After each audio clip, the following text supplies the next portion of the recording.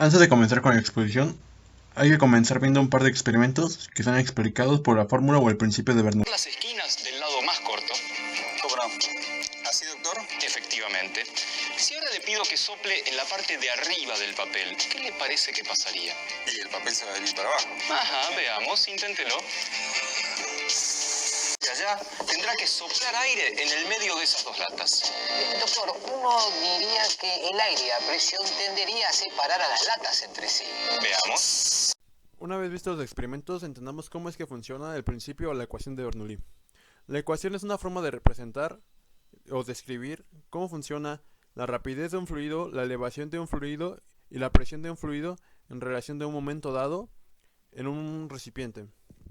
Esta ecuación recibe su nombre en honor al científico Daniel Bernoulli. Los fluidos descritos en la ecuación tienen que tener algunas características.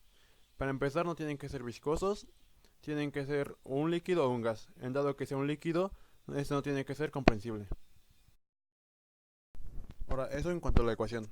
En cuanto al principio, Bernoulli describe el comportamiento de los fluidos en movimiento, donde él dice o establece que un fluido, mientras mayor presión tenga, menor es su velocidad, y mientras mayor sea su velocidad, menor es su presión. También, otro principio es que si el fluido se somete a una elevación en el recipiente, el aumento de la presión será mayor en la parte inferior que en la parte superior, es decir, que la velocidad será mayor en la parte superior que en la parte inferior. Otro punto que hay que tener en cuenta es que la energía del flujo en cualquier punto del recipiente es constante y se conserva, y esa energía es proporcional al producto de la velocidad y su presión. Ahora que para entender el principio de Bernoulli hay que tener en cuenta la fórmula. Fuerza es igual a presión por el área, donde digamos que el primer fluido, donde la presión es mayor y la velocidad es menor, hay una mayor fuerza. Pero ahora en el segundo fluido, donde la fuerza es menor porque la presión es menor y el área se mantiene, entonces podemos entender que la fuerza del primer fluido, que es mayor, va a empujar a la fuerza del segundo fluido, que es menor, aumentando así su velocidad. Esto lo podemos observar en la imagen de la izquierda, donde el fluido de atrás, su presión es mayor, su velocidad es menor, pero su fuerza es mayor. Por lo tanto, esta fuerza está empujando al fluido del frente, que el fluido tiene la presión menor, por lo tanto tiene una menor fuerza, y por lo tanto se tiene un incremento de la velocidad en un espacio más reducido. Ok, ahora pasemos a hablar de la ecuación. Recordemos que la ecuación relaciona la densidad de un fluido, la presión de un fluido y la velocidad de un fluido. También recordemos que la ecuación busca estos tres valores en un punto dado de un fluido. También la ecuación implícitamente trae la conservación de la energía mecánica. Esto por la primera parte de la ecuación, donde vemos un medio de la densidad multiplicada por la velocidad al cuadrado, que esto se daría referencia a la energía cinética de una unidad de volumen. A esto se le agrega una energía de presión. También se agrega una energía potencial, que se representa por la densidad multiplicada por la gravedad multiplicada por la altura. Ahora, esto se iguala a una segunda parte.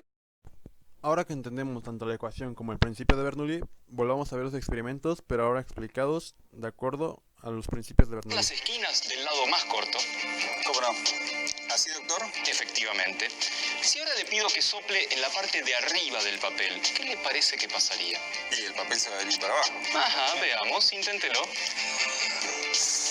Y allá tendrá que soplar aire en el medio de esas dos latas.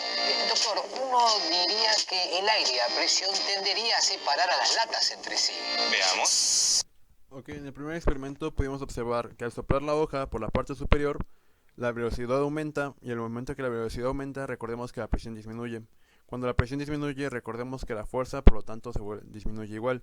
Entonces la fuerza que está haciendo en la parte de arriba es menor a la parte de abajo, porque la velocidad en la parte de abajo es menor, por lo tanto la presión es mayor, y por lo tanto la presión al ser mayor, la fuerza que empuja hacia arriba es mayor, por lo tanto la hoja se mantiene en posición horizontal.